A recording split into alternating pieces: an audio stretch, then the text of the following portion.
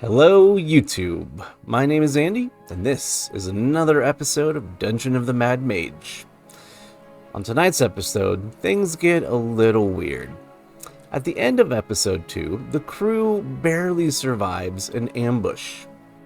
They got bloodied, they were exhausted, and they were ready for a break.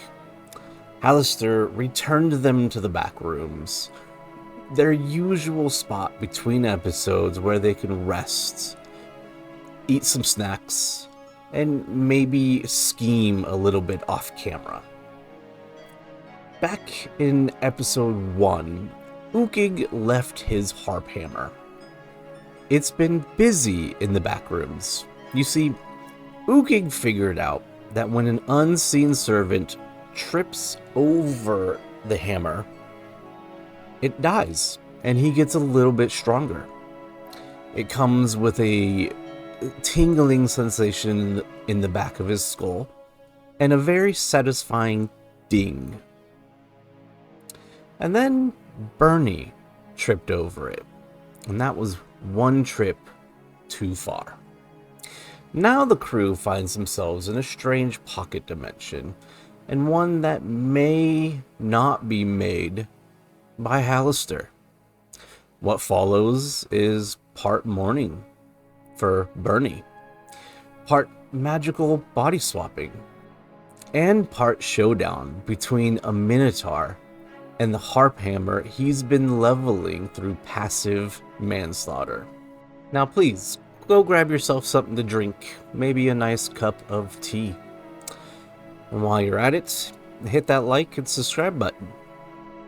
And welcome to episode 3, Control Issues. I hope you enjoy it. All right. When last we met, we picked up right after ending the previous session. Ukig, you had walked through 2 walls heading north. The Collector and Grath were investigating a puzzle of turquoise veins and swimming trout when an alarm blared across the zone, indicating an attack had begun against the Drow, who rallied to their defense. They came across all of you and asked you guys for help in the defense. But you guys had to run in with Halaster. He appeared out a door with the story. He was looking for the bathroom. He mentioned to you guys that you should head north and confront the leader of the Drow while they were distracted.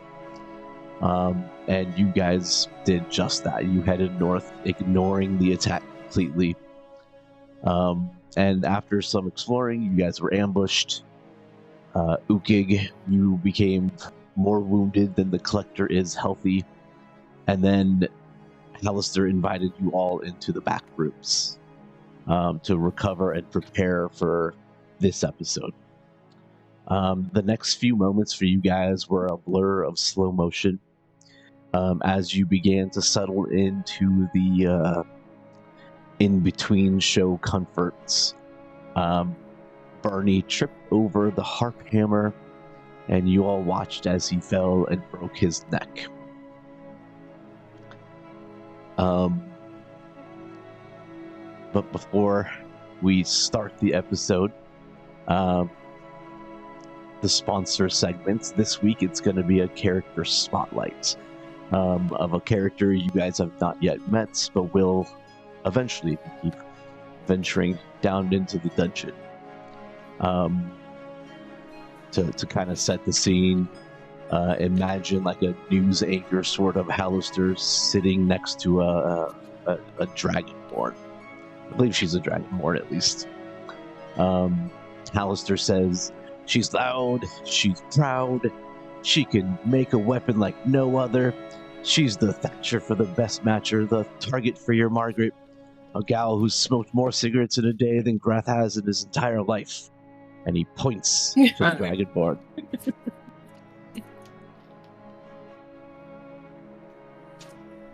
Smart you.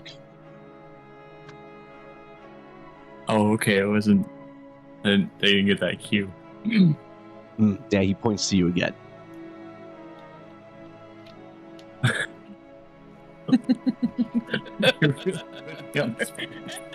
I very much putting you on the spot. Yes. Call me Margaret Thatcher.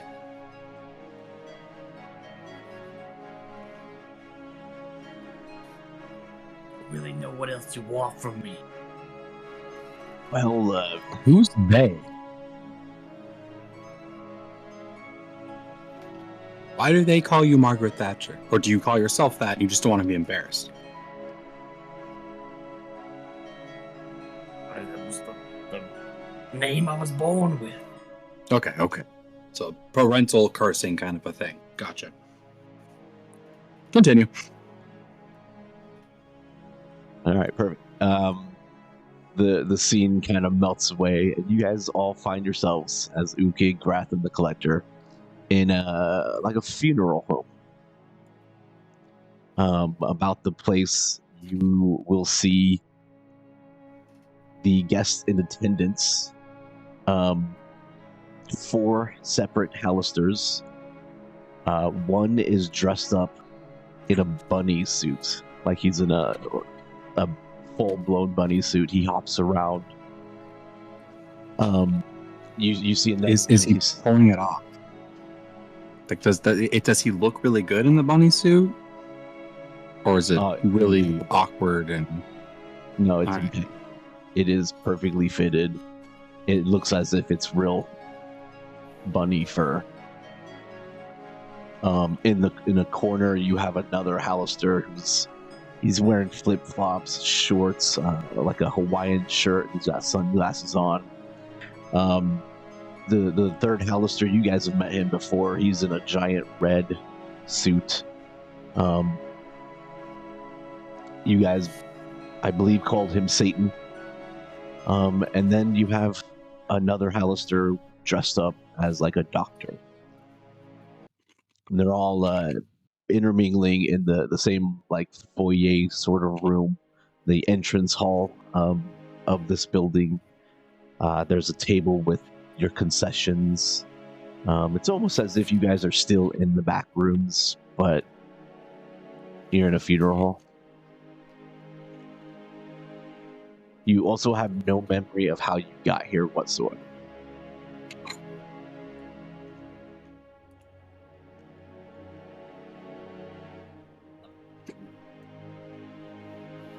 Did Ukig get his Harphammer back? No, you do not have your hammer. Ukig should look slightly worried, looking around. You swear we had it.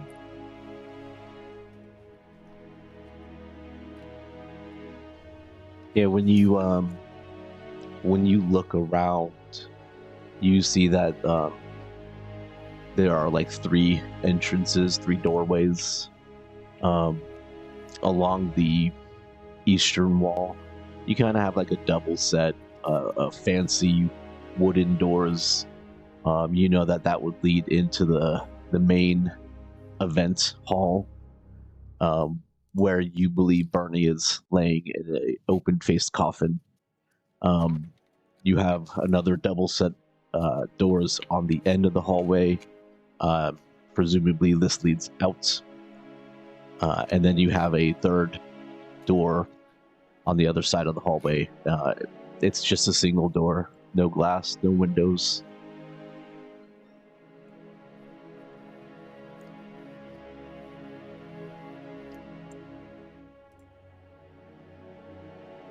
Anybody see Ukig hammer?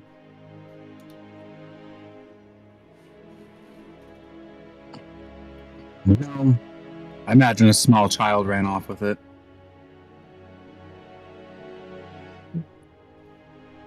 Careful, Grath. Ukig might think you need reminder how hammer works. Well, that's a good thing I'm not blind. I won't just walk into it.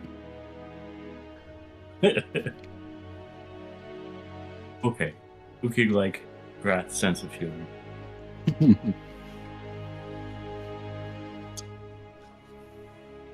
Bunny Halaster hops up to you guys, and he holds out 2 chocolate eggs. He goes, candy for you?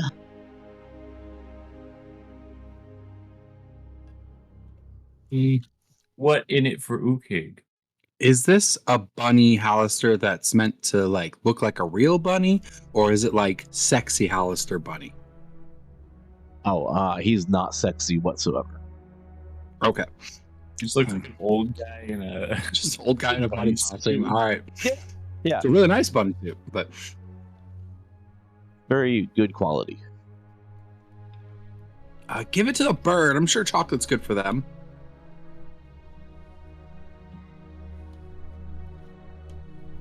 Is that the bird over there? I didn't know birds like chocolate. Birds like everything. Just make it shiny, and then they won't be able to get away from it. Like a moth to the flame. Yes, so shiny, please, shiny.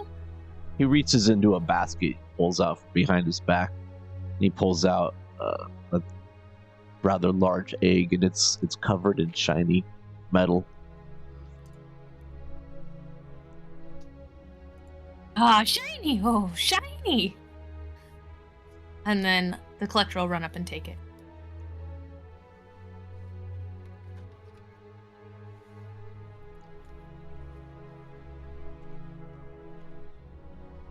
Oh, how did you guys know Bernie?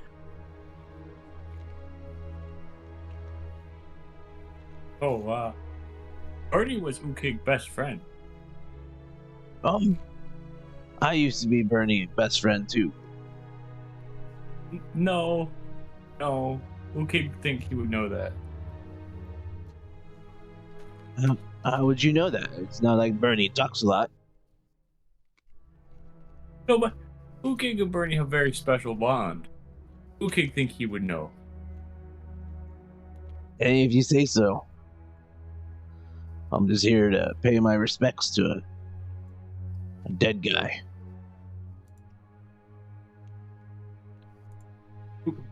Who dead? Bernie. Bernie's dead. Thought you were best friends with him. Huh, what? We talking about the same Bernie here.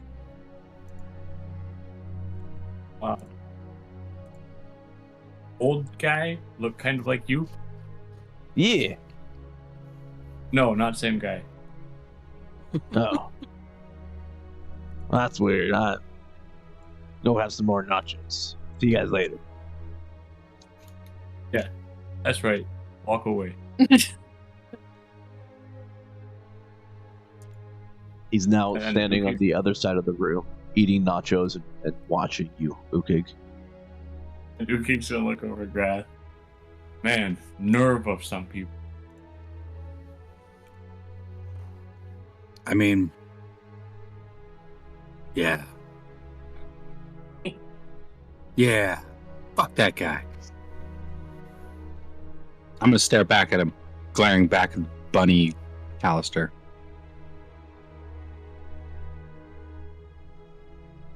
We're just gonna stare him down. Yeah, we're both gonna do it. I'm gonna roll an intimidation too. I'll give the help action. I want to be the most. Actually, you know what? I take that back. I'm absolutely gonna roll for this. I forgot what my character build was. And I even have a +4 to my intimidation. I still rolled a 5. I'm a 9.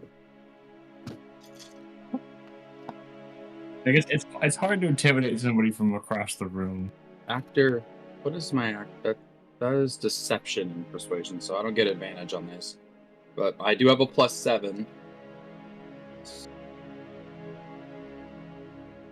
That's a 2 on the die, so that's a 9.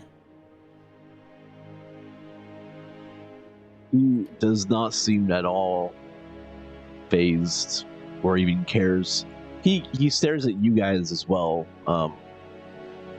You watch him like take another one of those metal covered eggs and he starts unwrapping it. And then he just starts eating the egg bite by bite, staring you guys down. Oh, while he's doing that, I minor illusion one in my hand, and I eat it. Every time he takes a bite, I take a bite.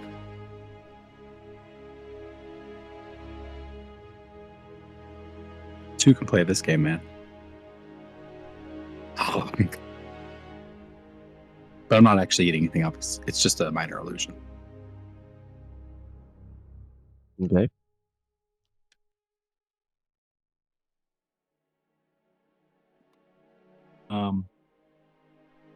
Me not entirely sure what we're doing here. I don't know, but I think Bernie's dead, and I think your axe killed him. So if I am following the pieces here, and you didn't actually kill that child, and the child did in fact walk under the axe somehow, the only conclusion that I can come to is that your axe is sentient.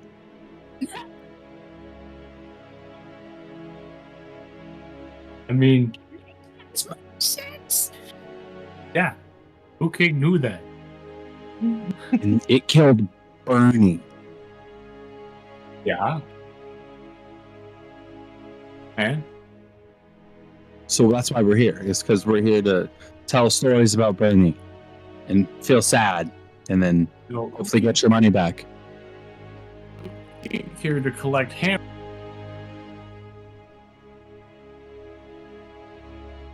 Save Hammer from wrongful inquisition. Oh, Harphammer. For some reason I thought it was an axe. No, that we like an axe guitar because it's a harp. Whatever. It definitely Warhammer with strings. War. Ukig not here to play semantic game. Harphammer, Warhammer, all same thing. Right.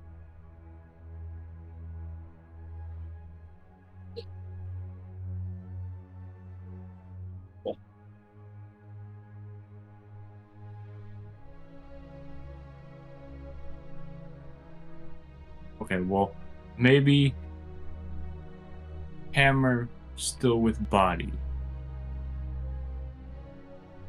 Is there like a casket or anything? You said I think there was double doors on one side of the room. Yeah, That might lead to where the open-faced casket. Ukig's gonna walk in that direction.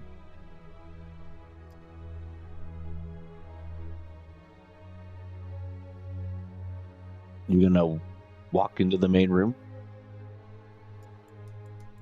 Yeah, I'm gonna walk straight through the double doors.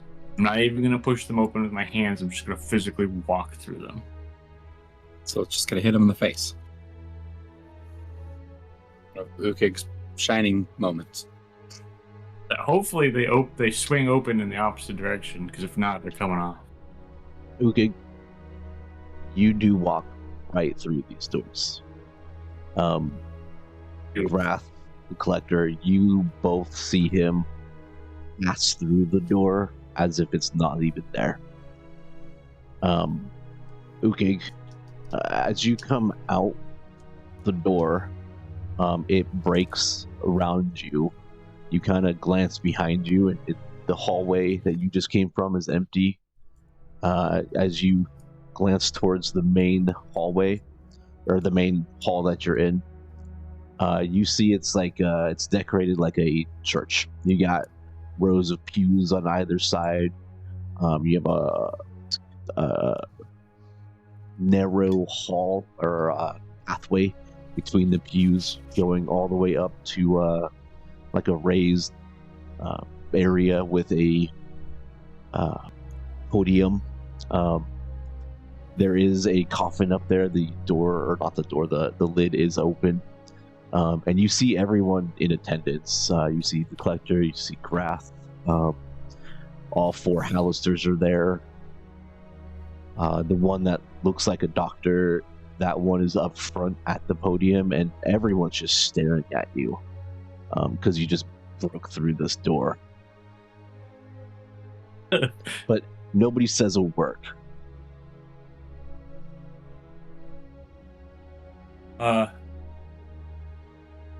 Don't mind Ukig. Just looking for something. I'll take a seat here.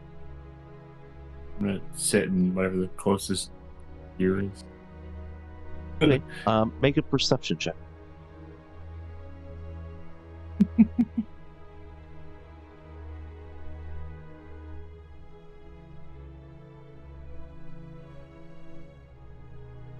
Nine.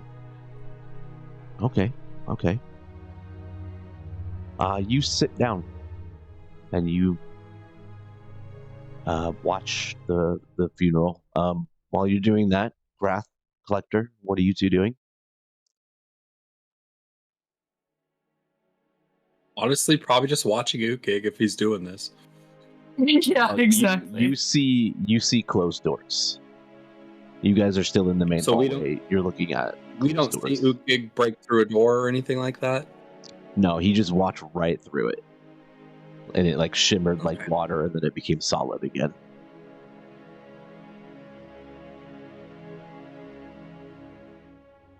And all the other Halasters are in here with us. Yes. You said that there was like a doctor-looking one, right? Yes. I'd like to approach him.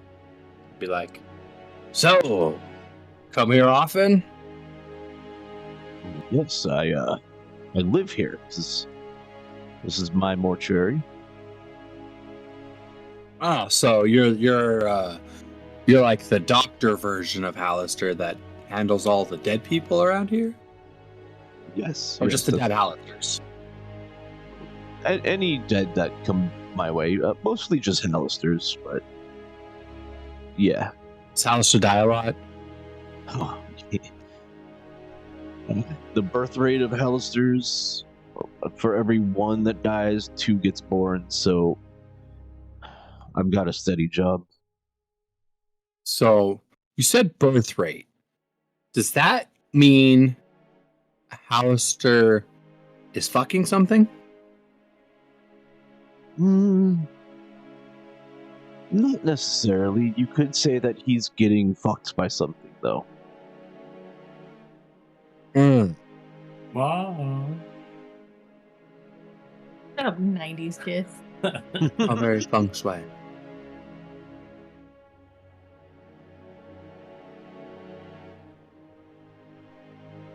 Well, thank you for the information. You want to tell me your favorite story about Bernie?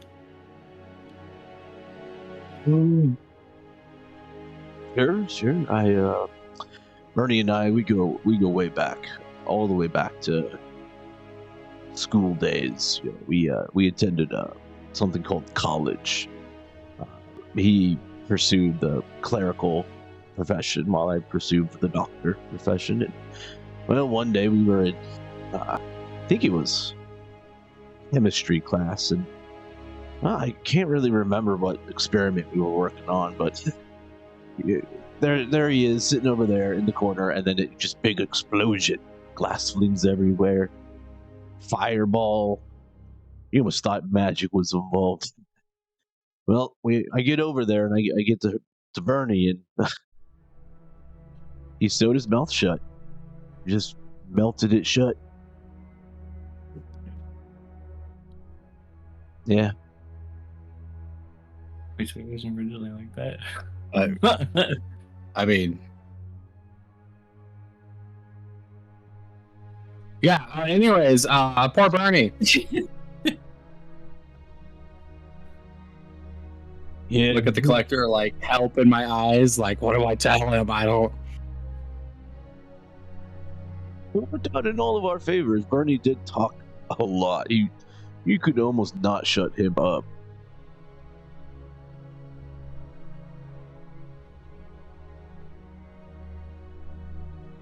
Well, do you? I'll never hear him talk again.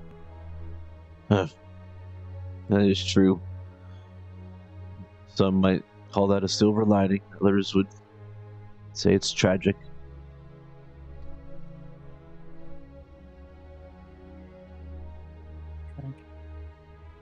Well, I should probably pursue my friend who has stumbled off. Can you explain this area for me? Is it full of illusions? Is that something we should be expecting around here? It's my first time. Illusions? What are illusions? Never heard of this word before. Like, I know what an illusion is, but you talk as if magic was real. Can I touch this man? Yeah. Like, I poke him with my finger and it actually doesn't go through him, just to confirm. Yeah. Okay. I'm just gonna turn around and go towards the collector. I'm not gonna say anything. Like, if you don't know illusions, you're kind of of no use to me. Okay. Collector, shall we follow Ukig? Or did you have something you wanted to look around for here? Shiny? Always shiny? I minor illusion is shiny on the door. The collector hobbles over to it excitedly. I go behind the collector and I push the collector through the door. Hook, line, and sinker. Collector's too distracted by the thought of shiny to be upset. Okay. Yeah, you push the collector right through that door. And just like Ukig, he goes right through it. You get this little shimmer, and then the door becomes solid again. Collector, you land on the ground on the other side.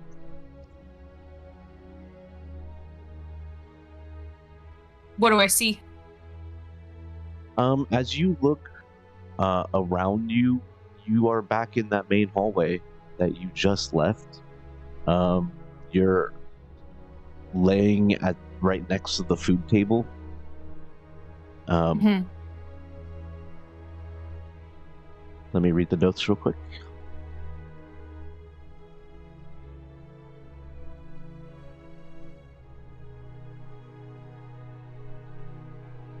Yeah. Okay, so as you stand up and you look around the room, you see all of the Halasters in attendance. They're holding a lot of shiny objects, and they're like examining them. Satan Halaster's putting on a nice golden necklace that you distinctly remember stealing several years back. You look over and you see Ukig standing there comparing himself to a rather large statue that you definitely did steal. Pretty much every guest there has something of yours that you definitely did steal over the years. And your cloak feels lighter. Sitting on the table is your little mimic. Mimi? Yes, Mimi. The guests, they eventually take notice of you standing there, looking at them, and they all just smile at you. They all start laughing at you. Oh, the collector becomes quite heightened, flapping their wings vigorously as birds do when they're upset, and making all kinds of bird-like noises, mimicking the sounds of many an upset bird of different varieties. Upset parrot noises, upset chicken noises, upset noises of all the birds you can think of, upset finch noises, clearly in distress and unable to handle the reality. That sounds horrifying. As you're doing this, the four Halasters, Grath and Ukig, they all start to crowd you in. They walk closer, they're laughing at you, they're pointing at you, and they sort of back you into a corner, and you trip, and you hit your head against the wall, momentarily knocking you unconscious a little bit. As you begin to blink and you see the colors in reality come back to you, you're looking at a group of all of the Halasters in a corner of the room, routing an object or something. This causes you to run.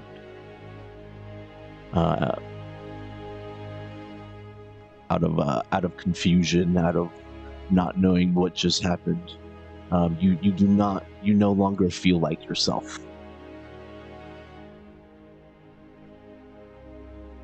It's a terrifying encounter. Quite so. Grath, what are you doing? So, after I push the collector through the door, I turn around and I minor illusion a sound, which is going to be my voice. It's not necessarily like screaming loud, but it's like more of like an announcement loud, like over the PA, like because there's 4 Halasters in the room, and I'm like, "All right, gentlemen, shall I have a meeting of the minds here?" And then I turn myself into Halaster as well. Okay. The other Halasters will walk over to you. Yes. You hear a voice in the back of your head. The voice just says, "Run."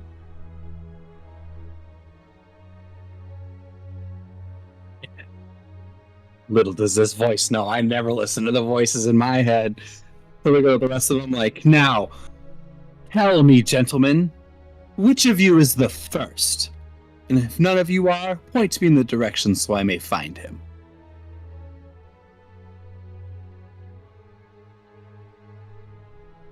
They all look at each other, and Satan points at the doctor points at Bunny, Bunny points at you, and then the regular dude, Halaster, kind of just stands there looking at everyone, and he kind of just points to himself with a smug look on his face. Ukig, you hear a creaking of hinges. And you look up at the coffin. Behind it, you see an Iron Maiden, and the door just opens up. And on the inside of that metal box, you see your Harphammer sitting inside of it.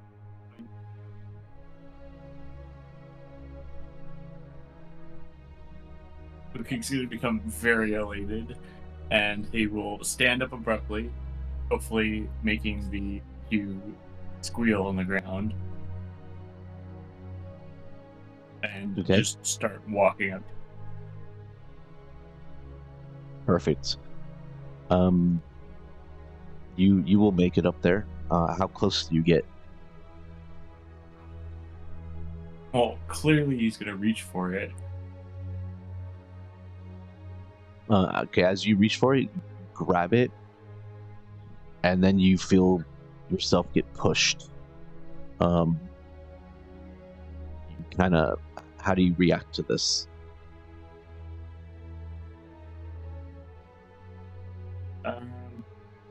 Is it a surprise push, or is it like a...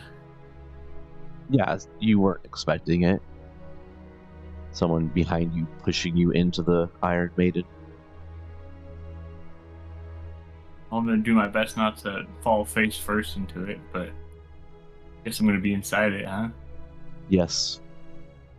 Unless you're trying to dodge out of the way or anything.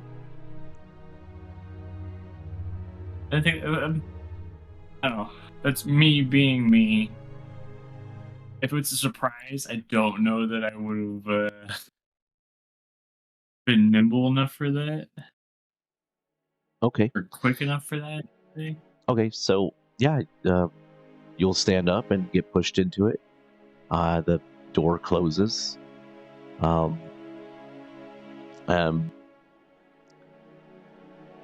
You hear a click, and it locks. Grath. The other 4 Halasters just keep pointing to each other. Okay. Before I forget, I'm going to use. I took a second level in sorcerer, and so I'll use my sorcery points to regain one of my first level spell slots, just in case. And then the one that pointed at me. Which one was that? That was the. I think that was the bunny. Yeah, Eldritch Blast. Eldritch Blast. Perfect. Does a 15 hit? It does. 13 points damage. I shoot him again. Does an 11 hit? I'm assuming no. Yeah, it would not hit. He points at me, and so I shoot him. Like, you clearly know I'm not the Halaster. Why would I be looking for the first if I was the first?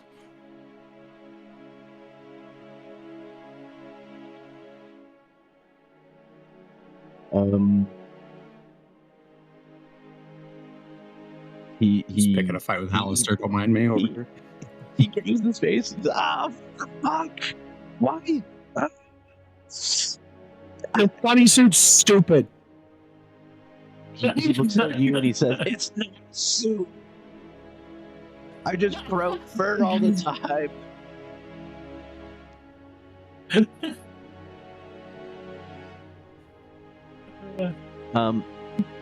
The door to the front, the one that leads outside, it swings open, and you just see blinding white light coming from it into this hallway. And you again hear the voice in your head that says, "Run."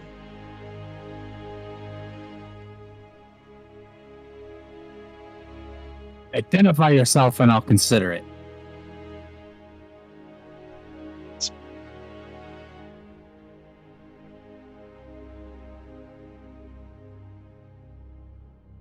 I blast the bunny again.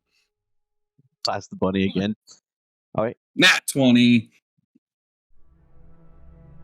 Like, in just pure rage. Just stop talking in my head. Tell me who you are. So, 23 points of damage with the crit rules.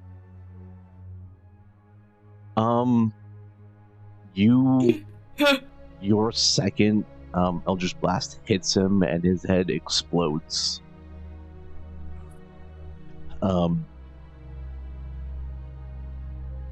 The doctor. I release Henry. So that he can go eat the bunny. Okay.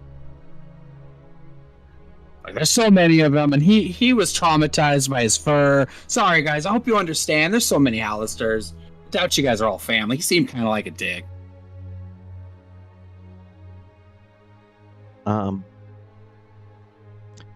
The other three Halasters kind of just stare at you blankly. Don't watch Henry eat. It makes him nervous. Oh, they're not watching Henry. They're watching you. Oh, okay. Well, in that case, I reach out to the voice to see if it responds in any way besides saying the word "run" over and over again.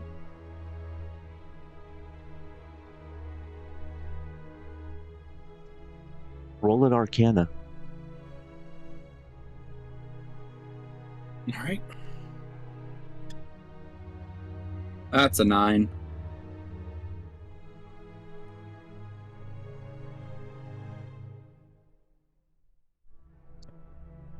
You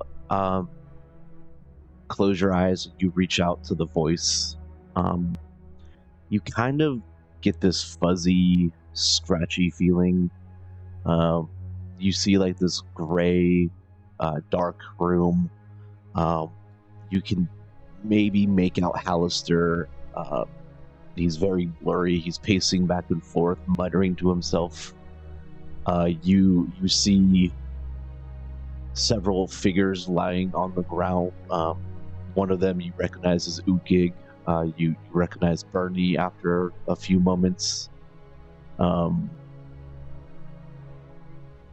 in the center of the room, you see a door kind of open, and you just see a wall of like white light, and Halaster kind of he rushes inside, and you hear him say, "What are you doing? Run!"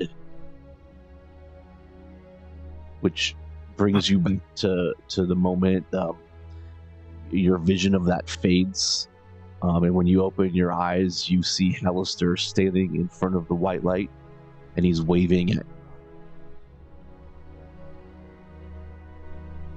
I sigh heavily, turn myself into a gingerbread man, and then run after him. All that. Yeah. Gotta keep him on his toes. Never let him know your next move. Speaking of gingerbread men, Kobe, while you're inside this Iron Maiden, you kind of feel weakened.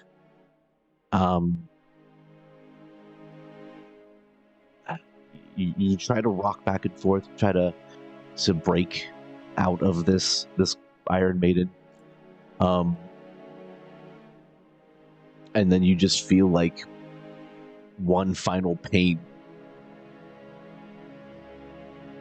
and then you're looking up at the Iron Maiden, imperceptibly tall. It's like several feet tall, way taller than you think it should be.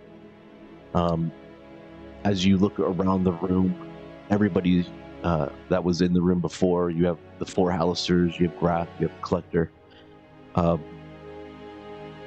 They're all just sitting there staring blankly at that Iron Maiden.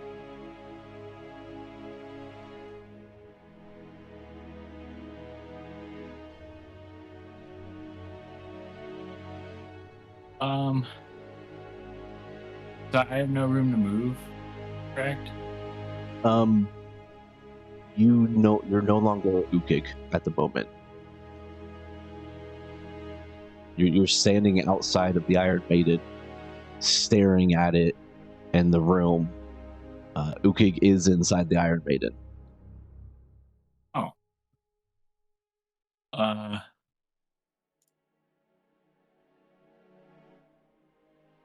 What do I look like if I look down at myself? You see gingerbread. How high off the ground am I? About 2 feet.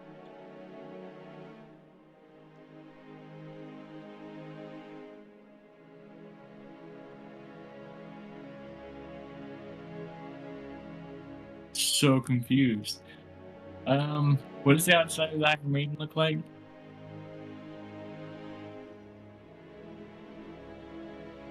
Like, are there any like keyholes or lashes?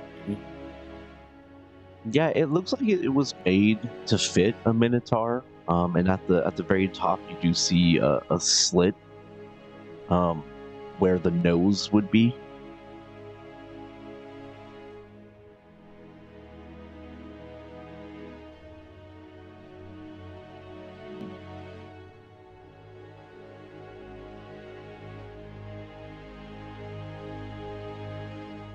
Is the Dr. Halaster still standing at the podium?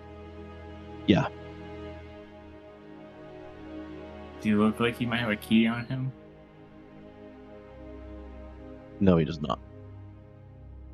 Visibly? Okay. Would I be able to climb the Iron Maiden? You could try. Can I try? Roll a climb. Or I guess it would be athletics. Athletics or acrobatics? I think I would say athletics. Am I rolling myself or am I rolling? Just roll a 1d20. That's us. Yeah, that's right. You don't have a character sheet. What am I talking about? Okay, with a 17, with a natural 17, you definitely can climb up it.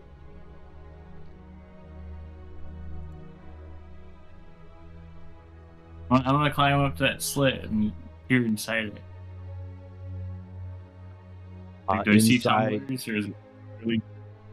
no, inside you see Ukig standing there, slumped against the side, exhausted.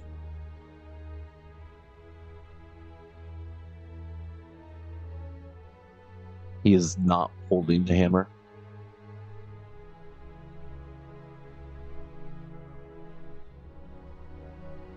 I did not know what an Iron Maiden is, and I asked Kobe if that was something like a chastity belt, and it is definitely not like a chastity belt. Definitely not. Although that would really hurt. Well, I googled it, and I'm like, oh, definitely not a chastity. It will make you very chaste. It will make you have a So there's no Swiss cheese people. there's Yes. no lock mechanism, as No. far as I can tell. Mm-mm. All right. Well, then my only course of action is to try and find Grath. Okay. Okay, so Grath, Halaster pulls you out of this reality, and you're back into the back rooms. You see that Halaster has like a purple shielded sort of spell around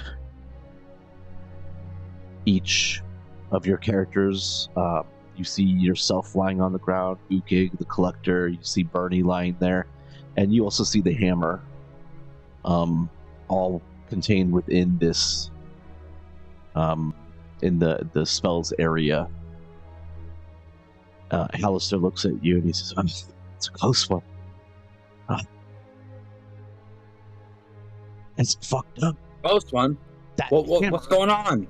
That hammer has gained power. When it fucking killed Berny, it sucked Bernie's soul up.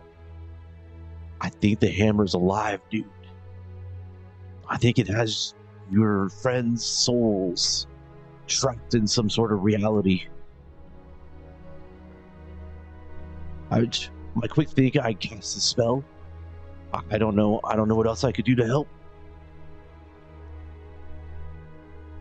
I got you out. Yeah.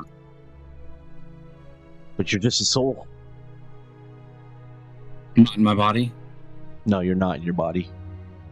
You're kind of floating there like a ghost. Where's the hammer? He points at it. It's on the ground. Does it look like it's doing anything? Is there any way I can interact with it?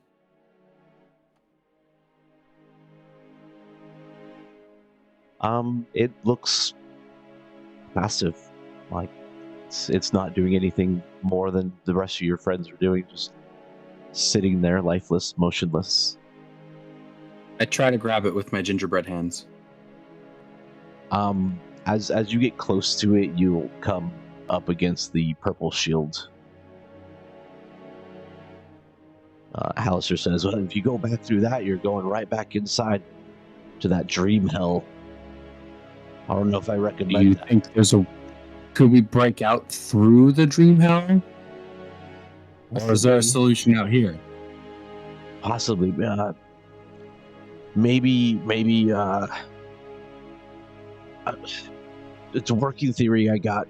While I was trying to reach you, I was also trying to reach the Collector and Ukig, and I got the Collector. I managed to put his soul inside Mimi, and I managed to get Ukig's soul inside Shinji. Have you named? Has he named Gingerbread Man? I didn't ask. I think he kind of forgot about him, honestly. So I don't want to like offend him. We'll just call him Gingy for now. So they're so far. I think the hammer doesn't know they're in the bodies of their pets, but I don't know. It could backfire. Well, okay, so what does this hammer want? I could put you. Maybe I could put you inside Henry. I look at Henry. Henry looks back at me. We lock eyes. What's the danger to Henry? Will I lose him? Well, I don't think so. Just don't die. Fucking do it. Let's do it. Let's do it. Stop talking. Let's do it. We gotta save him. We don't have time. This hammer could be the end of the world. All right, he swirls his hands around. You don't see any magic or whatsoever, and then he just slaps you right into Henry's body.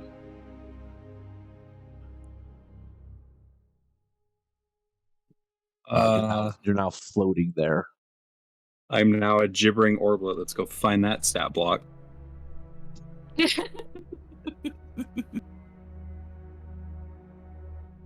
Yeah, I would like the gingerbread stat block, please.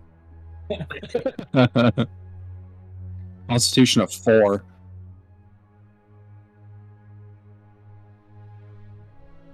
Ooh, am I a gibbering orb or an orblet? Because that's a CR. That's a challenge rating of 30 difference right there. Let's make sure we have the right one. That depends. 30? Which one's less overpowered?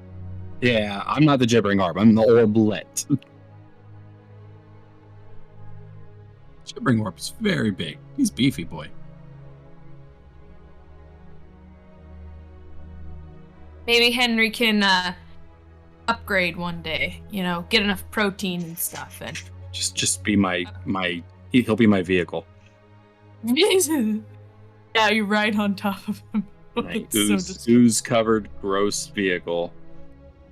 yeah. Maybe we find kind of a fancy mount to keep the ooze off of you. All right, so we are now our pets. Yes. Does the collector know that? Because the collector right now Not is yet. running. Yeah, I just haven't swung back to your perspective.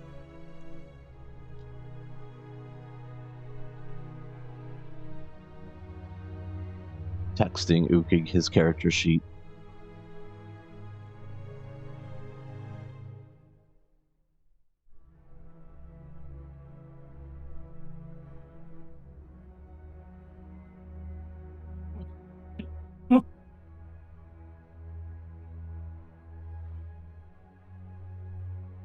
I immediately start communicating to Halaster emotions and telepathic images, because he's within 100 feet of me, how I'm feeling right now, which involves a lot of rage and a lot of sadness. So he keeps getting whiplash between like puppies getting kicked and then cities being exploded with magic. So it's just like a real back and forth kind of thing. Just want to really like get into his soul.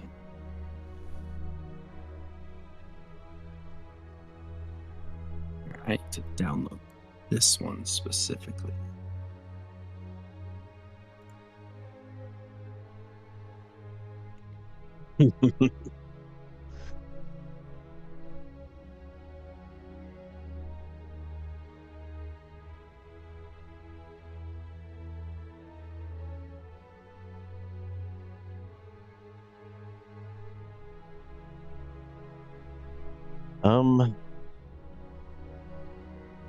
So, Henry, you will go back inside the shield, back inside the realm that your friends are in. Halaster is kind of standing there, looking around, going, "This is kind of unexpected," but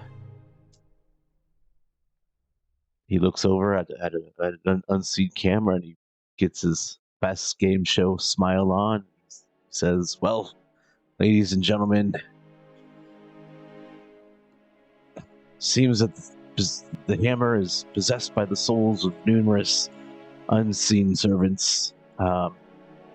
It has gained sentience and, in an unexpected twist, has used Bernie's power and trapped our contestants in a hell reality of its making.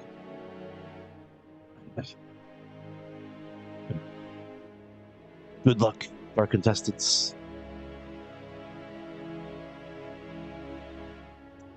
Grath. We have to go through.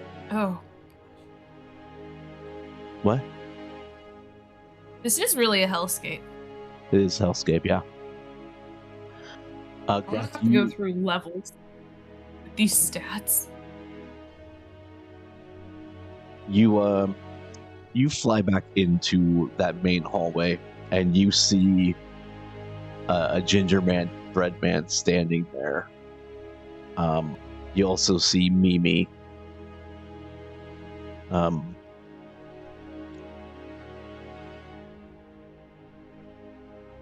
I impart. I cannot speak intelligibly beyond 2 words, so I have to keep that in mind. So I'll float up and be like, "Hi, hi."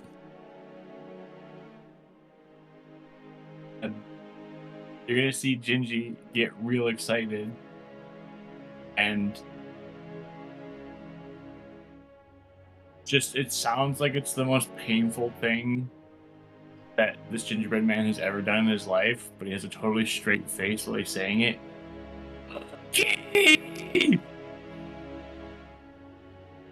No, no. Starts turning around, flying back. Oh, way too much energy. Way too much energy for Henry right now. Goes in and investigates the other pet. Logistical Mimi. question.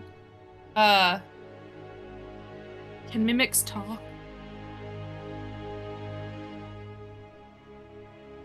I don't know. Let's look that up.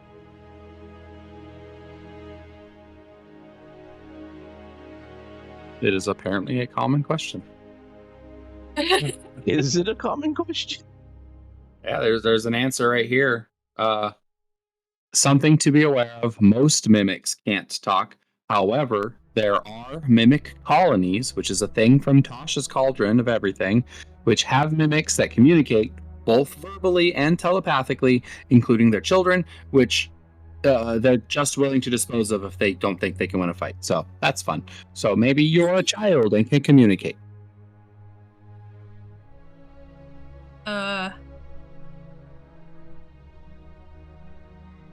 So Amy can't communicate. Okay. So I just mimic whatever that means.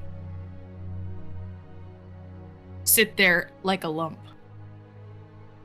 Chest. Like a small chest with teeth. Maybe I, unlock my teeth and lock them. Yeah. Couple clanks, yeah. Opening. Yeah, maybe. Chest. Maybe that's how you talk. You communicate in clicks. So maybe it's like Morse code. Oh no.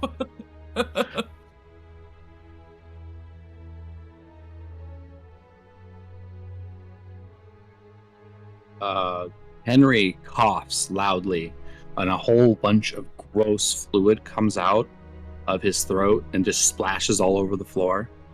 And then it'll turn and look at Gingy, and Henry will say, "Harry?"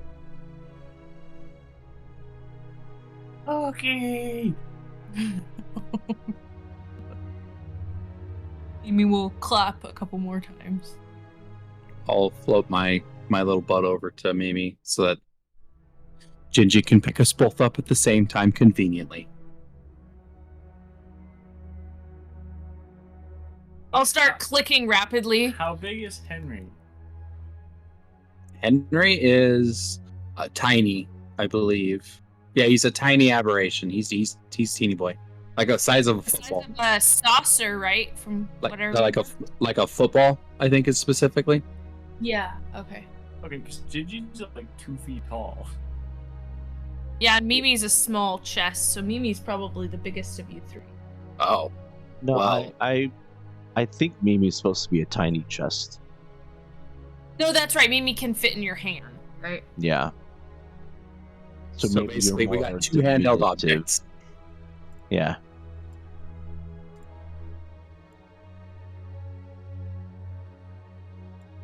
Well, I hope you can carry us, or we're not getting very far. Although I can fly, so as long as you can carry the chest, I can fly with you.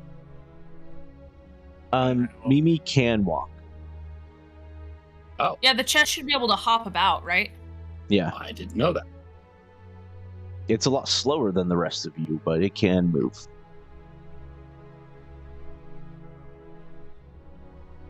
Well, Henry's done with this and just flies away. Starts looking around. Okay.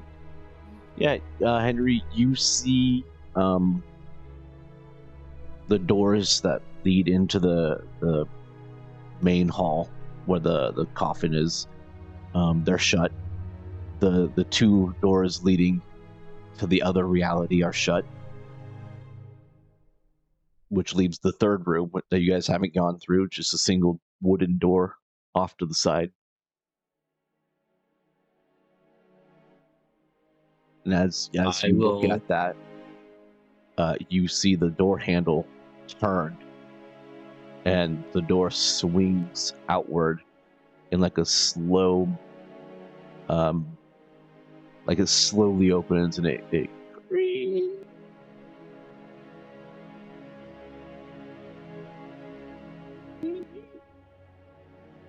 I don't know if you heard that, but I creaked. Yes. I saw my bubble not making it green, so.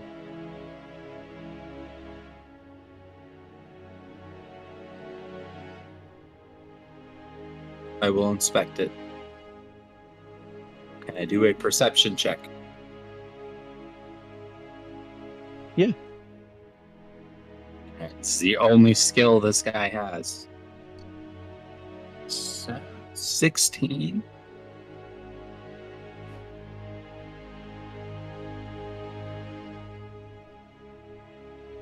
Are you hearing past the door? Yes. As you kind of peek around the door, you see a staircase leading downward. You also feel like the air coming out from that room is colder. And just you for also- visual flair, because I don't know if you guys 100% know what these things look like. In the chat, I'll go ahead and throw it in there. But I like to think that one of my little tentacle eyeballs kind of just wrap around the corner of the door to look, trying to be stealthy. They are quite goopy. Lots of mouths. Ugh. Anyways, continue. What I thought that looked like. I was genuinely thinking more of a slime ball, less of a baby monster. Yeah, Henry's very disgusting looking. Yeah, well, he's the inside out version of a man, so grew many mouths. Yeah, and currently he does have some tufts of bunny fur. This is true.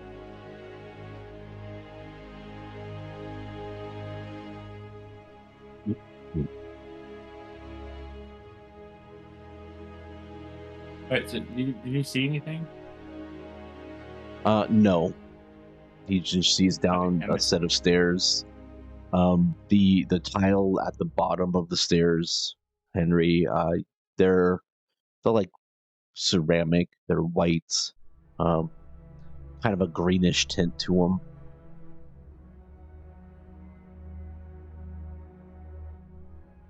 Henry's eyeball turns and looks at the other members of the party, and what appears to be 2 eyeball tentacles on his shoulders shrug. Kind of hard to tell. That's what you think you see. with that, Gingy is going to run past and joyfully tumble down the steps in what I can only describe as probably the happiest gingerbread tumble you've ever seen downstairs.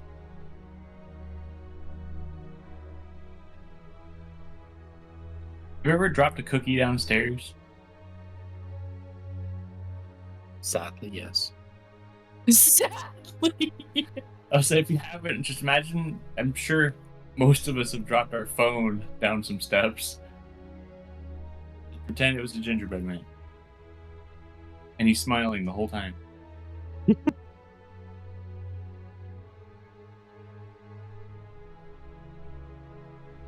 Okay, so Gingy, you get to the bottom of the steps. You're looking at like a hallway that's 20 feet in length, maybe 5 feet wide. Again, the tiles on the ground are ceramic. They're a whitish with like green tint to it. The walls are like a white plaster. Everything to you, to your cookie nose, everything smells clean, sanitized. Like you smell chlorine or bleach. At the end of the hallway, you see a door, and along the right side of the hallway, you see another door. Both of these doors are metal.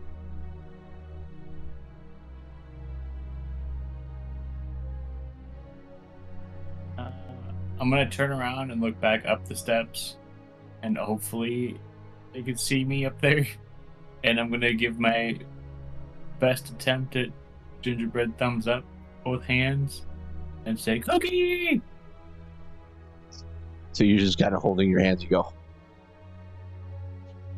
thumbs Yeah. up. Perfect.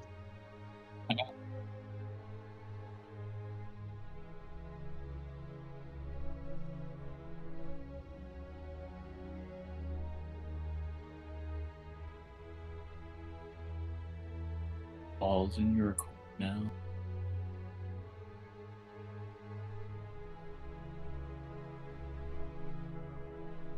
What are the rest of you doing? I think Mimi will also fall down the stairs. I will choose to stop floating and also fall down the stairs.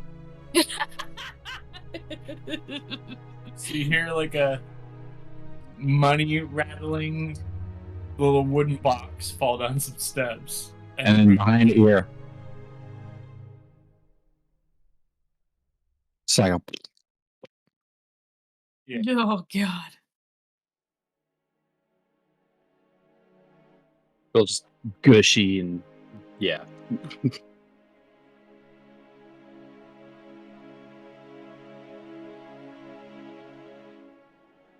Okay, as you guys get to the bottom, you hear the door above you creak as it closes shut. And then you hear a click as the door locks. And somewhere in the dungeon you hear a deep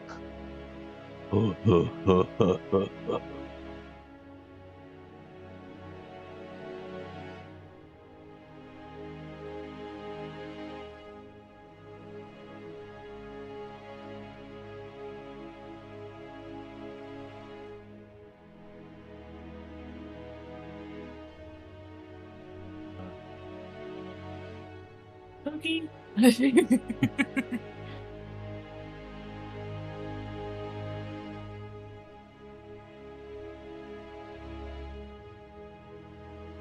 What are you guys gonna do?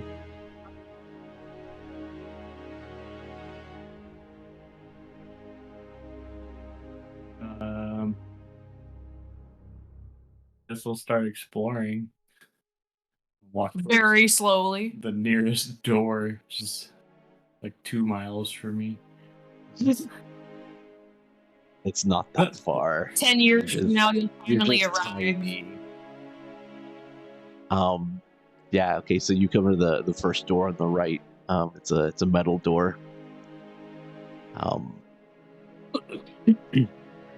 The gap on the bottom is like it's almost flush with the ground. You couldn't even get down to look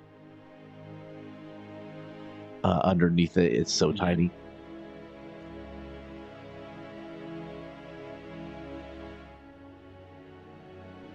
My cat's having a good time. I probably couldn't lean down to see it, but would you say it's about cookie height? Could I slide under it? No. You are way thicker than the slit. Okay. Alright, plan B. I'm gonna knock on it as hard as I can, and then play cookie.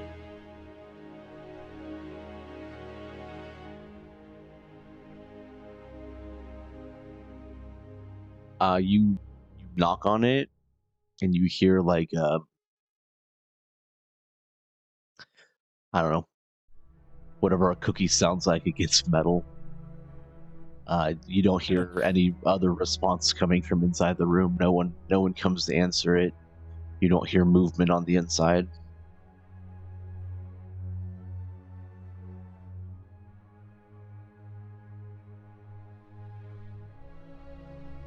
Well, cookie.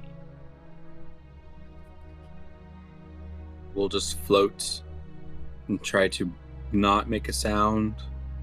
Try to assess if something's coming at us, or... So I know we heard a laugh, but I don't... Yeah, you're floating. Yeah. All right. So you're several feet off the ground, I assume. Both of these metal doors do have windows. Okay. I will look through the windows. Are you gonna look at the one at the end of the hallway or the first door on the right that Gingy knocked on? I'll look through, since that's where Gingy's at. Yeah. So as you float next to the window, you see that there are white curtains, mostly closed, but through a small little opening, you see the floor, and in the center of the room, you see the hammer, the Harphammer, sitting there on the ground. I look at Gingy and I say, Harphammer! Harphammer! Harphammer! And then I'm going to run my meaty self into the window, and I'll push up against it and go... Because I don't think I have the ability to actually open it, but I could try. But I think my strength is 6. Gingy's gonna go fucking ballistic and just start slamming on the door with both of his hands. Cookie! Cookie! So mimics can change into other shapes. They're essentially shapeshifters, yes? Mm, No. In a chest. They can only mimic one thing. So you basically can pretend to be a chest if somebody sees you. And what am I if somebody doesn't see me? Yes, mimics in Dungeons and Dragons can change shape as an action. What? That's the coolest thing ever. mm-hmm. I thought It is they were a shape just changer. So Can I change? Go ahead. I posted it in the Discord, but basically you can alter your outward texture to resemble wood, stone, or other basic materials. And you can assume the appearance of objects that other creatures are likely to come into contact with. But you are also tiny. So like I just wanted to transform into My entire perception Into a what? has changed. a key.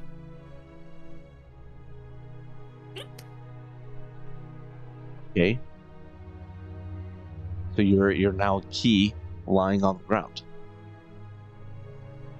Yes. So that's how I'm going to communicate with them my ideas. by shapeshifting. I like it. All right. Do I notice the small key on the ground? Perception check.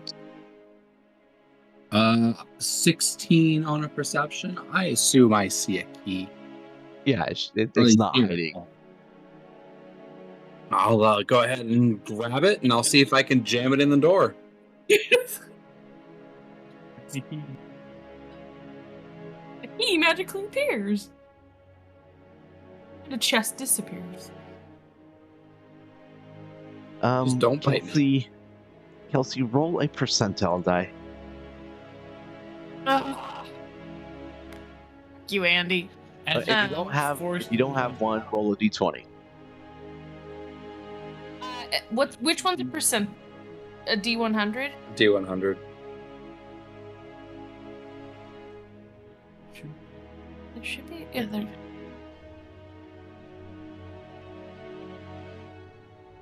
Ugh, 34. Okay. So Henry jams you into the keyhole, and he tries to turn you. You are the wrong key for this door. Can I bloop into a different key? Sure. Okay.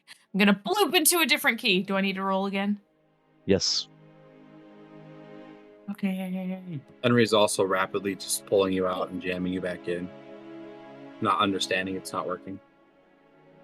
I got a 12. You're still not the right shape. Oh my gosh. I'm gonna bloop again. All right, roll I the got a percentile. 73. You're still not the right shape. Oh my gosh. Gonna roll 100. I'm gonna bloop again. 70. Nope. Henry drops the key. Bloop again. I think I'm starting to get a little hot in whoever's hand is the Orblet's hand. I put the key and I leave it in the lock, and then I let go. Okay, I bloop again. I investigate the other door while she's blooping. Okay. 98.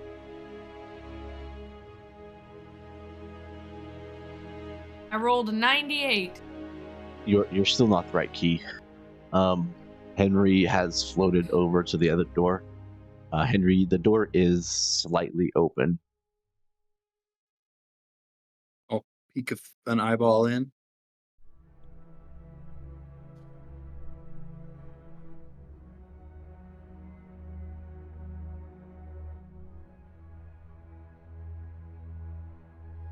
You see an operating room. In the center, you see a table with a white sheet thrown over it. There is the sheet is in the shape of a human body. You see a couple like mobile tables, like metal stands, TV tray type objects with various medical tools on it. When you look around the room, you do see 4 doors, one in each wall. Otherwise, the room, you see like lining the walls, you just see cabinets, desks.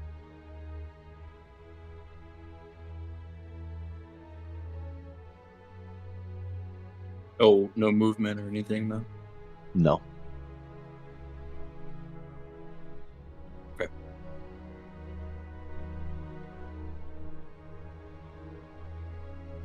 I'll go back to the group, and it sounds dumb. I don't think we ever tried to just open the door. The door doesn't open. Okay. Digi can't reach the mountain. Mimi becomes forlorn at feeling very close but not quite able to open it, and gives up looping. Are you taking the form of a key, or are you going back to a chest? You can take any form you Let want. me look in chat to see what my options are now that I know that I have options. Oh, Mimi's gonna transform into a testicle sack. A pair of testicles. That's not what I expected to happen. But it's a thing now. Wood. They're wood. Wood testicles. Wooden balls. All right. Wooden balls. They're very veiny. One's hangs a little lower than the other. They're quite lifelike. Carved out of wood. Mm-hmm. Definitely done by a expert craftsman. Mm-hmm.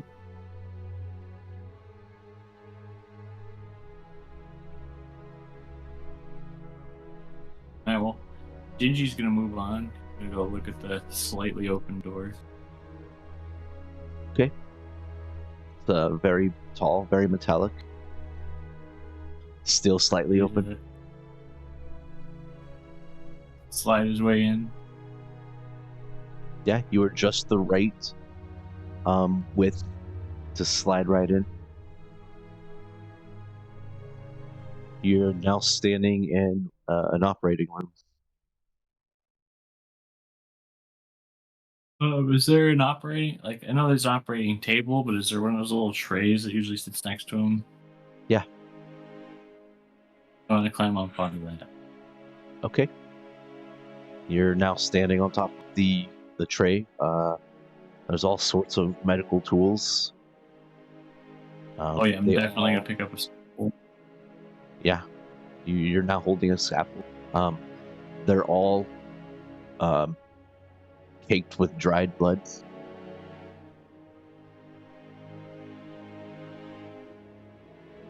Beautiful. Is there a body on the table? There is, yeah. It's covered with a white sheet. Okay, cool. I'm gonna hop onto its chest and then try and pull the sheet down to see the face. All right. You pull the sheet back, and then you kind of look at the face, and you're looking at Bernie.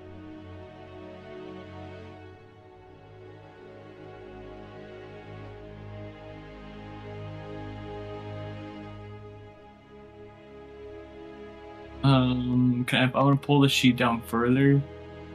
See his chest. Not quite as crunchy. It's fine. Okay. Okay, yeah. His chest is closed. It does have cuts as if it had been open.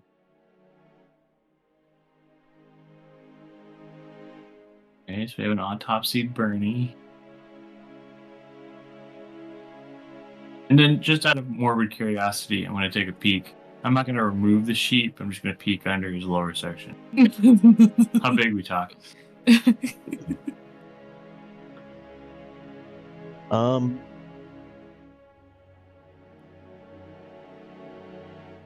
What are you comparing it to? Myself. Your gingerbread self? Yes. Your gingerbread self. Yeah, he's got a package and you don't. No, I meant in relation to how tall I am. To how tall? Oh, yeah, you're way taller. You're 2 feet. He's like 6 inches at best. Cool, there you go. That's what I wanted to know. All right, perfect. Yeah, but then Ukig's Glad gonna I go around telling figured out everyone the same huge, page. 'cause about, you know. This is all ammo for later. You know.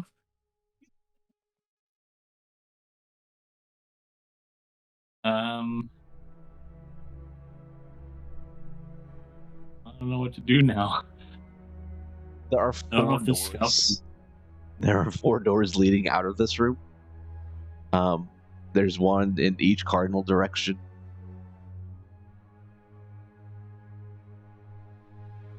Okay. I'm gonna look at the door that I came in from, and We'll call yell, that the south "Cookie!" way.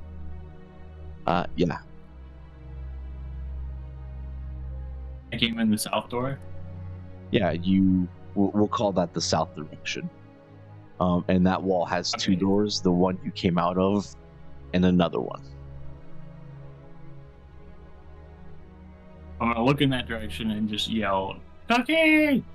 And then I'm gonna look north because you know that's where I'm gonna go.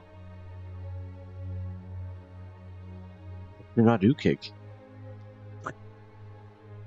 Actually, you No. are. You're the soul of Ukig. So, I said, but I have Ukig named. yeah. Roll a perception. Uh,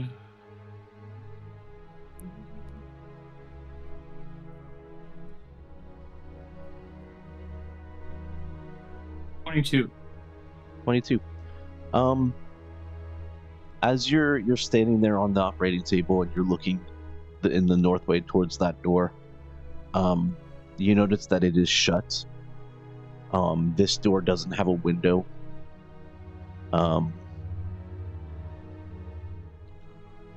You see like a sign on the door. You're not sure what it says though. Gingerbread cookies can't read. And as you're gazing at it, thinking, how am I gonna get into this door? You notice to the right of the door, along the ground,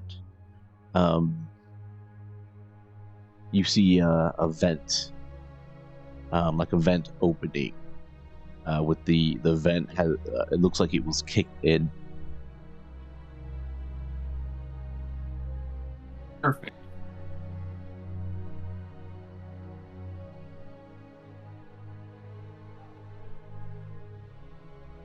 That's where I'm going. Perfect. I'm following. Okay, I assume everyone's gonna follow. That's if they even heard me and decided to follow me. I mean, I've been floating behind you the whole time. Oh, then why the hell did I yell "cookie" to the south? I don't know. I was looking to Maybe- the south too. Like, Well, Mimi's still over there.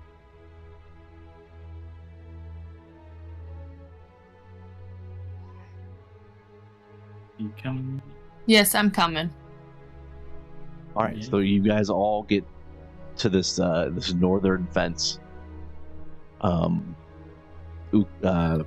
Gingy, I assume you're going first.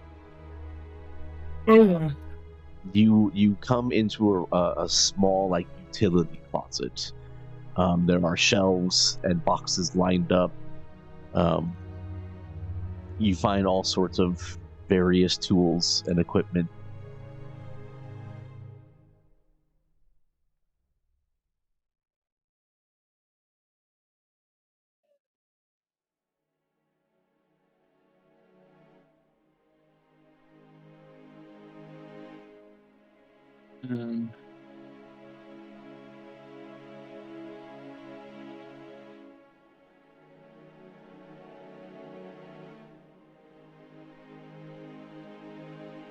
We'll look at Henry and say, "Cookie."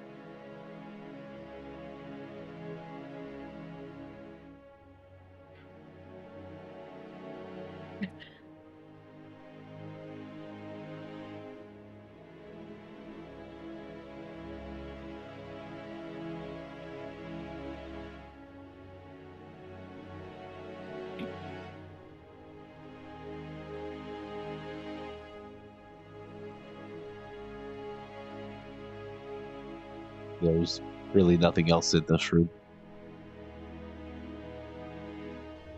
I guess I'm going back then. Okay. Do you want to try the east, south, or west doors?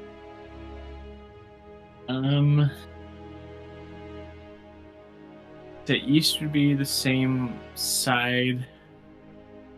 Wait, was the south door that we came in on the left or the right side of the room? left. Like if I'm facing that direction. Oh, if you're facing that direction, then it's on the right.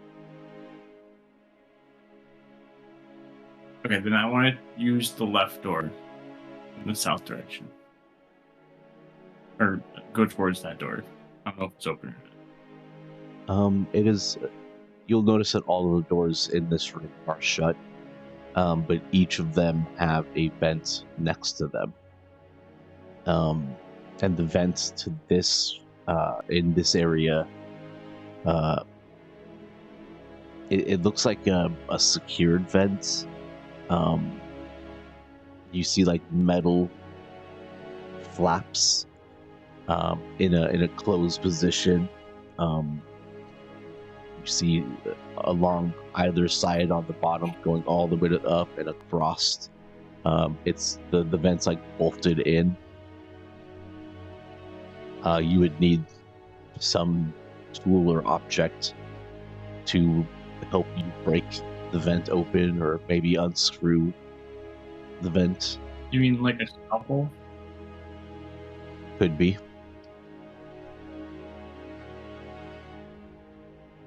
For the unscrewing and the prying? Yeah. That's exactly what I would use. Okay, so if that's what you're gonna do, roll a sleight of hand. So just a d20 and add your dex.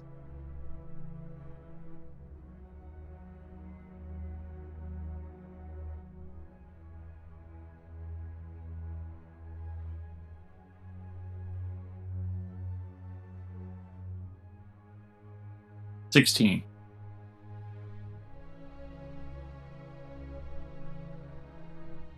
You'll unscrew the vent, and it'll fall towards you. And I will dive out of the way so as not to take damage.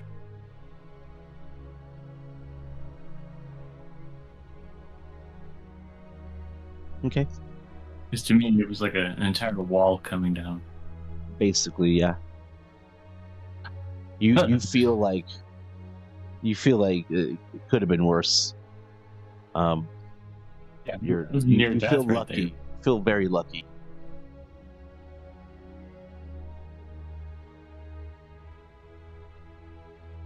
Yeah. So let's go through there. Okay. So you walk through this vent, and you come out the other side.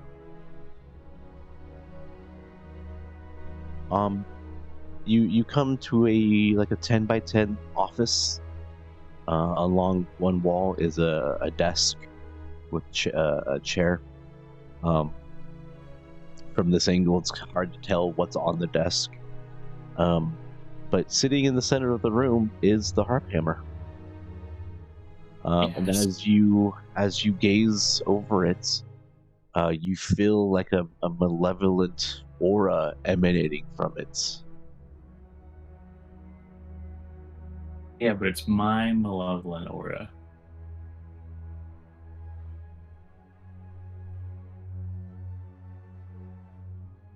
Say that again? I said, yeah, but it's my malevolent aura.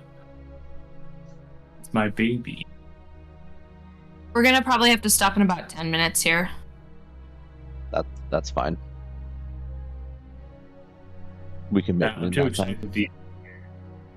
I'm gonna go try and pick it up. As you close the distance, it's like 10 feet in the room. I said this is 10 by 10. So you walk like 2 feet, and you hear a plop, followed by a second plop. And protruding from the side of the hammer on either side of it are 2 eyeballs. So they're like anime, cartoonish eyeballs just appear on the side of the hammer, and it looks at you, and you hear a voice coming from the hammer, kind of a deep, of course Halaster would let this be easy on me. Ukig leaves me behind and adventures on without me, while I sit idly on the floor, killing unseen servant after unseen servant. It's cheating, I tell you. The power level in this way. Totally unfair to his companions. And shortly after gaining conscience, I concocted this plan to torture the Minotaur. In that Iron Maiden, he feels pain. No, the pain. His friends are honestly just casualties of war, but guilty by association. Quite perplexing if you think about it. You didn't come here to think. You came here to find a way to release your masters. Well, here I am. Defeat me, and the reality your masters find themselves in will end.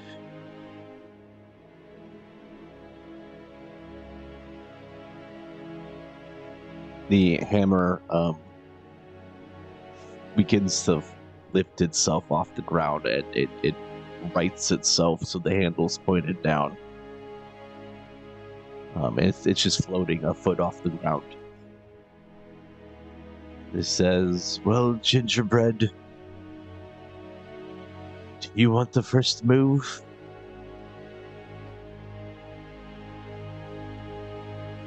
Hi. Cookie.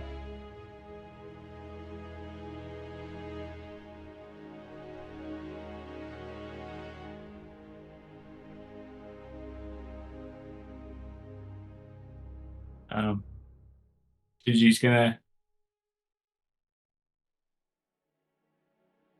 shake his head.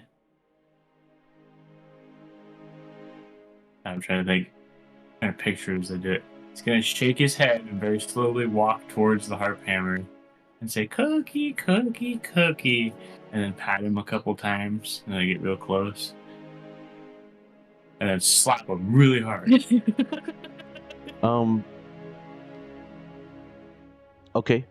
Roll the hit with advantage. Yeah, he's shit.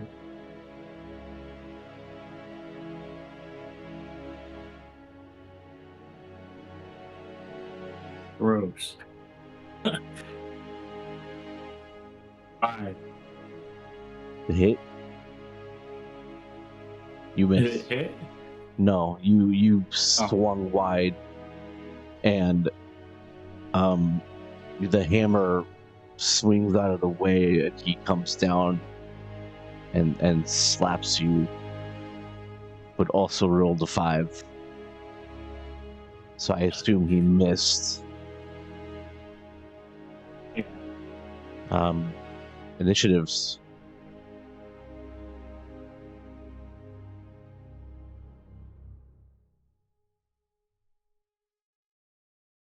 I don't think you didn't send me an initiative.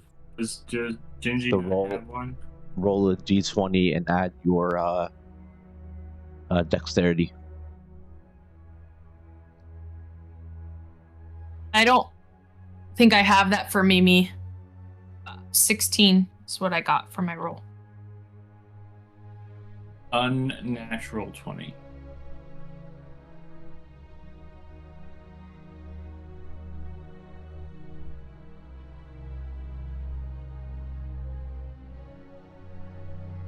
Is Grath still here?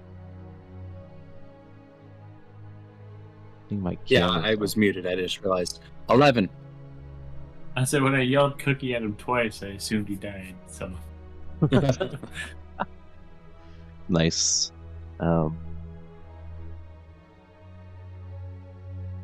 So, Kobe, your move would be first. oh, we're gonna try this again.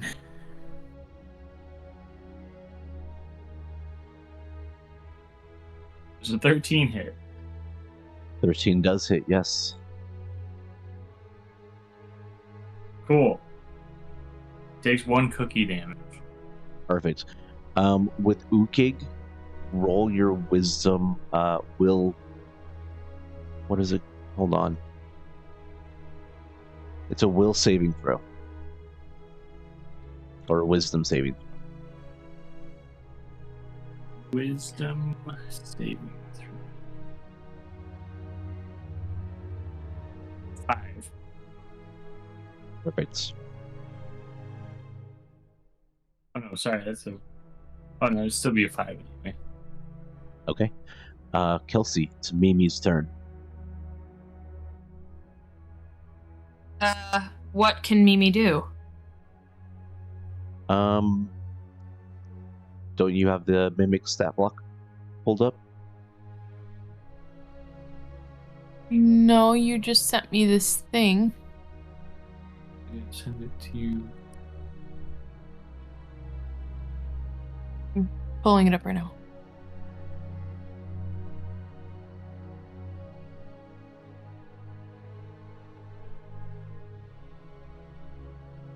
Oh gosh. What's that?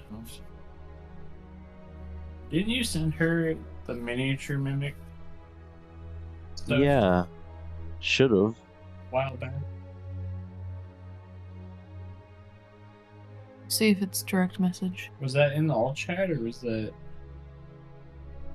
It might have been put on her character sheet.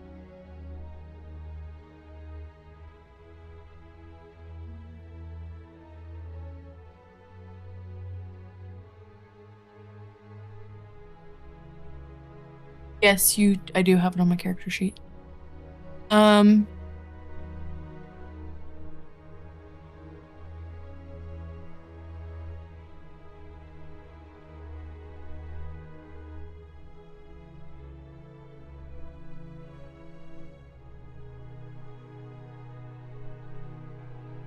I'm going to use pseudopod. Okay. So you would roll a d20. I get a +5, so 18. That hits.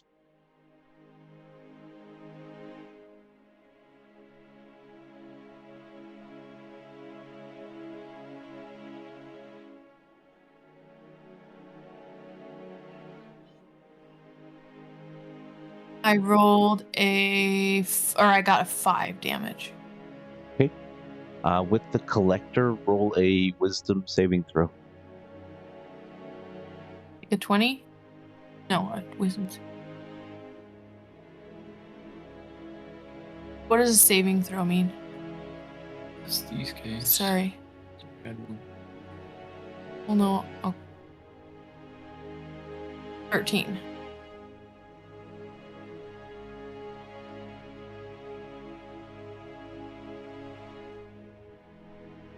Okay.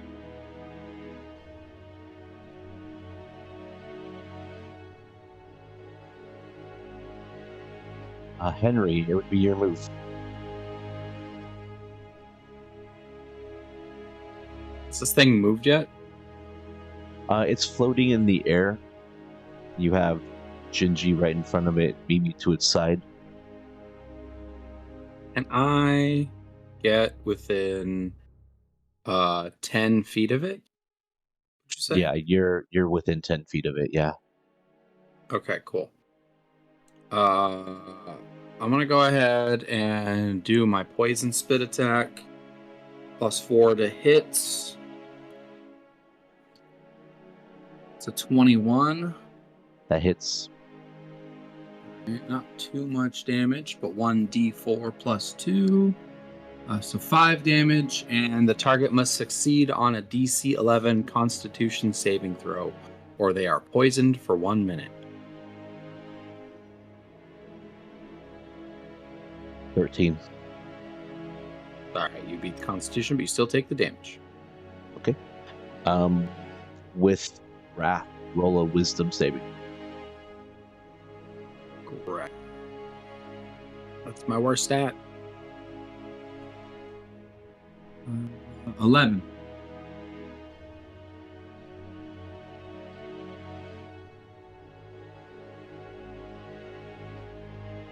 Oh, wait. I'm sorry, I'm wrong. That is a 14. Let's get you the right number. It's a saving throw. Okay. The hammer has taken some damage from you guys. Still looks intact. It still looks healthy. So to It speak. needs to do a DC Oh, yeah. 11 Wisdom saving throw because it is within 10 feet of me as I am gibbering. Okay. Each creature that starts within 10 feet of me has to do this, and on a failure, attacks against the creature from the orblet, and basically just me, it looks like, are made with advantage. So, and if you succeed on your saving throw, then you don't ever have to make that saving throw again for a day. Okay, he got a 10. Cool. So I have advantage on my next attack. Perfect. He will try to attack the gingerbread man again.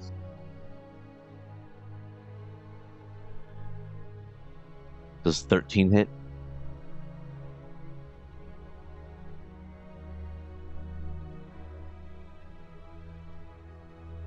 Yes.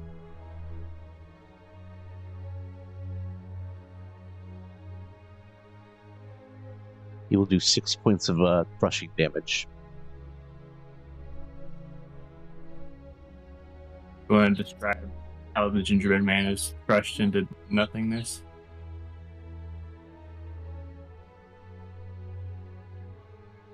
The hammer flips itself upside down, and he floats over the top of the gingerbread man and just drops himself.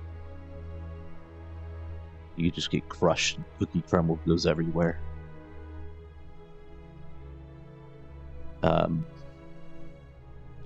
Mimi, it would be your turn. Yeah, I'm going to try the same attack again, which is it's 21 hit. Yes.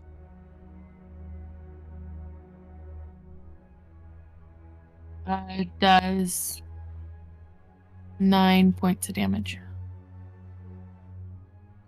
Hey, with the collector, roll a wisdom saving throw.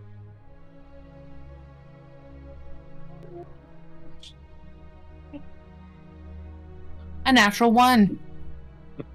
Awesome. So 2. You see that the Harphammer, the wood parts are kind of starting to splinter.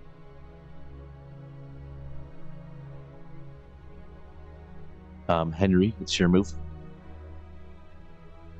Henry moves in up close with the gibbering effect and will attempt to bite the hammer.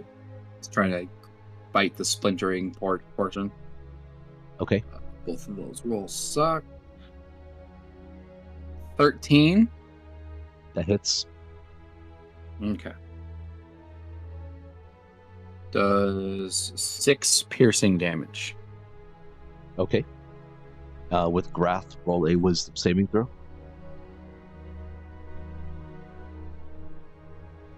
15.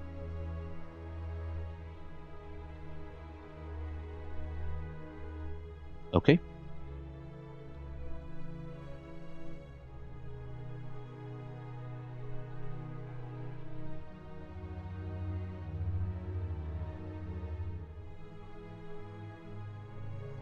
Ukig, you feel your soul returning to you.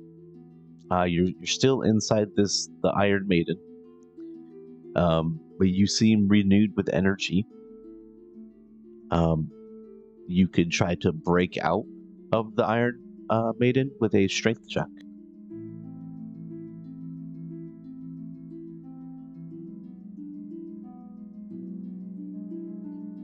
At 20. Nat 20 will succeed. You burst out of the Iron Maiden. You're back in the hall, the main area. There's nobody there.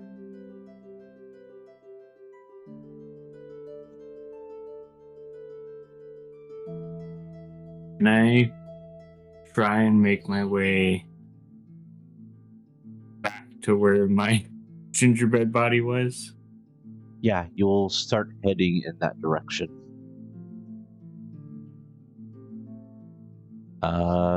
Mimi, it would be your turn.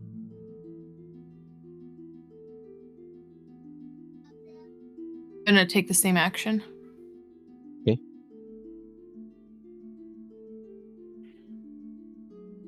Does a 14 hit? Yes, it does.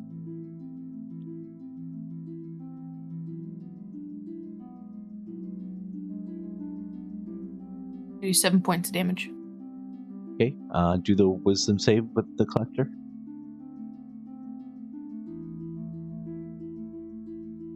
19.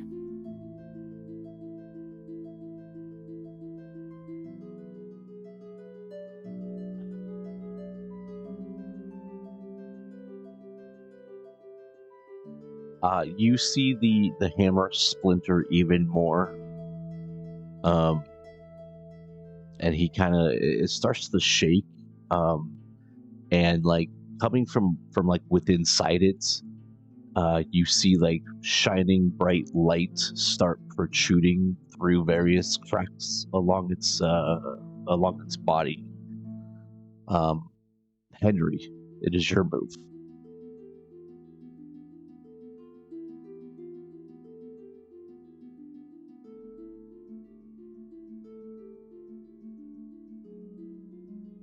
$17 on another bite.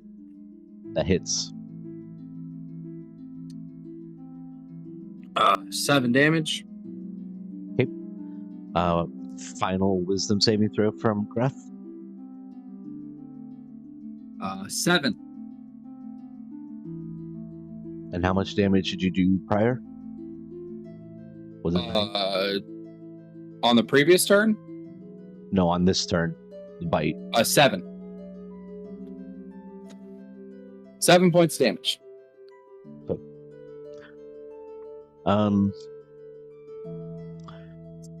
The hammer it continues shaking, and you hear it say, "You, if it weren't for you meddling," and then it explodes and splinters across the room.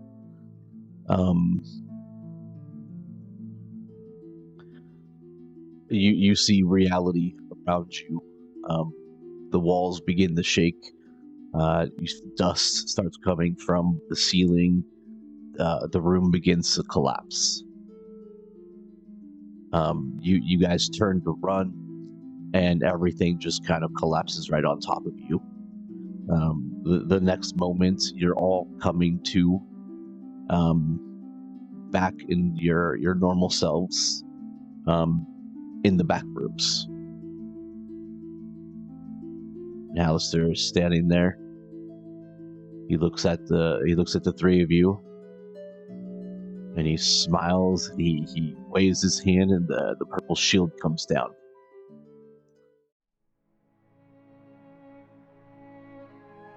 He says, "Well, that looked like it went well. Did you kick the hammer's ass?"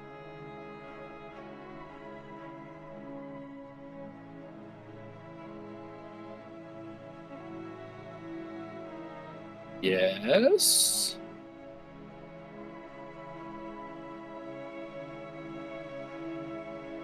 I don't know. I saw a cookie get destroyed. Kind of want to eat it. The cookie got destroyed? Waste of good food.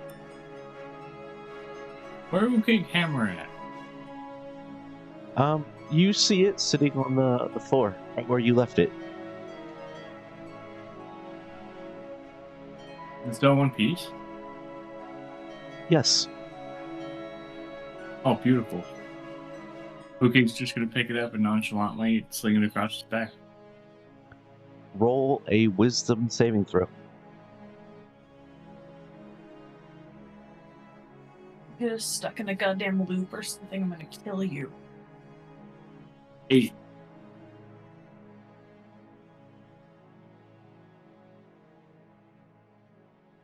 In the back of your head, you hear, "Hello there, friend. Sorry for trapping you in that realm. You know how it is. Just gain sentience, battle of wills. Say you might have lost this round, Ukig. You might have lost this round. Does anybody else hear voice in head? I always hear voices in my head. Yeah, me too, Halaster says in the corner, and he waves his hand behind his head. They're always in there. Why? Why do you ask? I project a voice into Ukig's head all the time, Ukig. It never stops. Okay, well, to answer Ukig question, he's gonna concentrate really hard, and in his head say,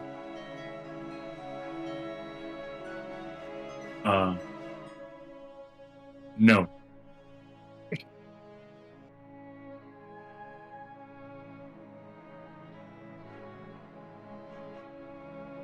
And that's it.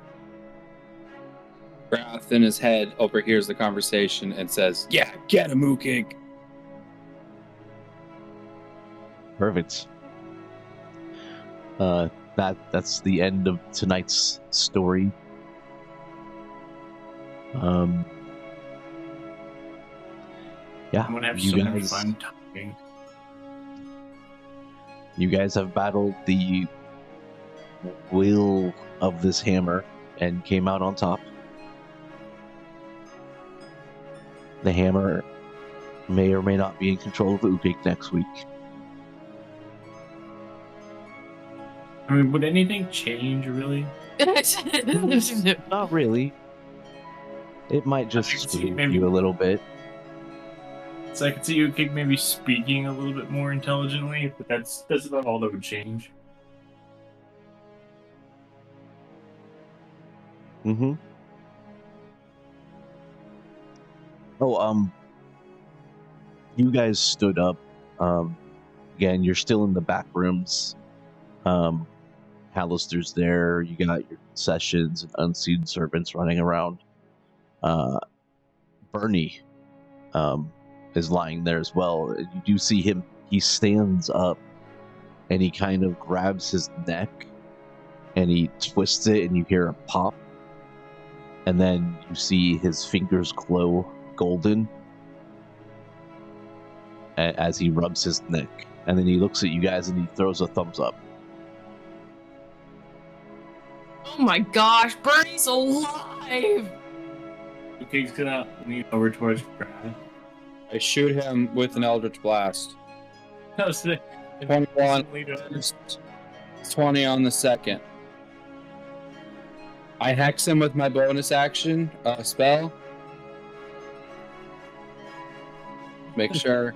So that is 11 points of damage on the first shot and 15 on the second shot. And you're leaning into the chaos narrative, aren't you there, Richard? There are too many Halasters. Yeah, you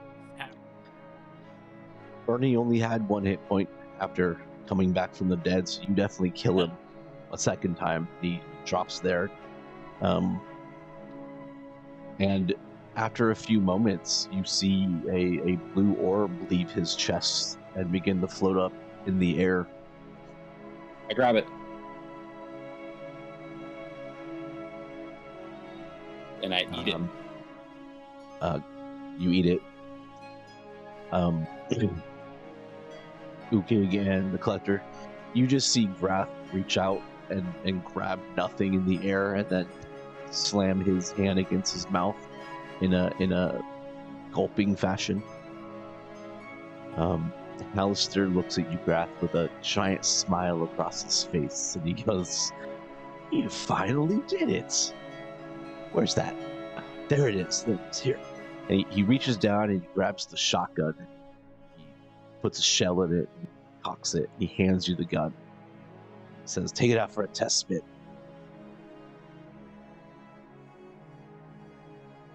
On who? On the next episode, next week. You guys earned some time off. Okay. That's bored. Try it now. He's gonna hold his shield up in front of him. All right. Ukig holds up his shield. Grath, with his last spell slot, will cast Tasha's Hideous Laughter on, on Ukig. Ukig, you need to give me a wisdom saving throw.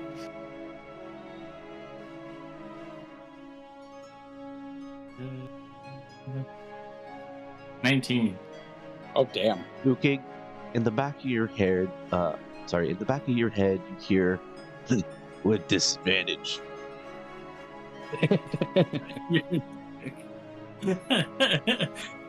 Or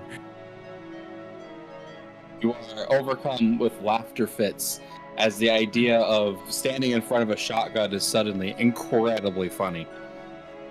And then I will absolutely take the shot. I don't know what I get a +2 on that. Roll your d20. I got a 14 on the die. I believe it would be your dexterity plus proficiency bonus. So 7. So that would be 21 to hit. You do hit Ukig. The damage is 4 6-sided. 4 6-sided die. That's 2 1s. And that's 10, so 12 damage. Do I have any modifiers, like pluses to that? Or is it just 46? It's +4. Okay, so it'd be 16 damage.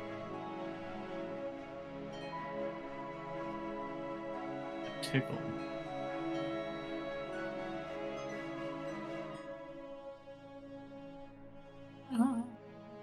I shoot, then I look at the gun, and I'm like, not really my style, and I toss it to the collector, and then I aim my hand at Halaster, and I charge up an Eldritch Blast, but I don't fire it at him. I'm just like, can I take a nap now? Yes, my boy. Go take a nap. I go take a nap. I have no more spells.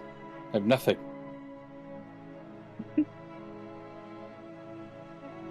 And that's the end of the game. Everyone take a long rest. We'll get back to the dungeon next weekend. And in case you missed that, Collector, I did throw the shotgun to you. You are welcome to have it. Thank you. Now I have a shotgun.